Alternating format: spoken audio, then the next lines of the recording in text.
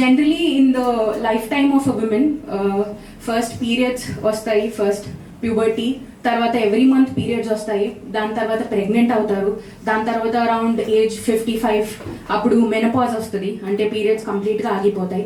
ఈ ప్రతి mile stone of ఒక ఆడవాళ్ళ జీవితంలో there is fluctuation of hormones.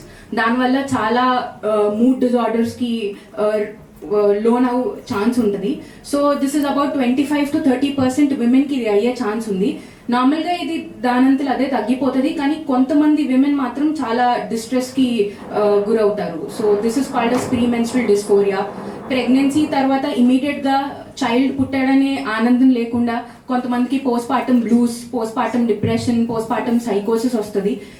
ఇవన్నీ సివియరిటీలో డిఫరెంట్గా వేరీ అవుతుంది. కొంతమందికి మైల్డ్గా 3-4 days సిమ్టమ్స్ ఉండి దాని తర్వాత తగ్గిపోతుంది, కొంతమందికి మెడిసిన్స్ కూడా అవసరం లేదు.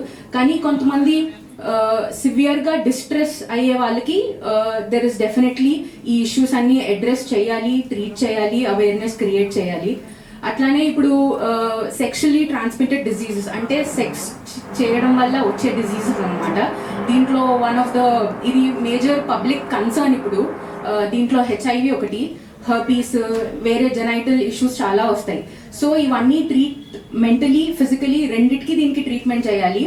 ఎవరికైనా సెక్షువల్లీ ట్రాన్స్మిటెడ్ ఇన్ఫెక్షన్స్ వస్తే ఆ కపుల్ ఇద్దరు సఫర్ అవుతారు.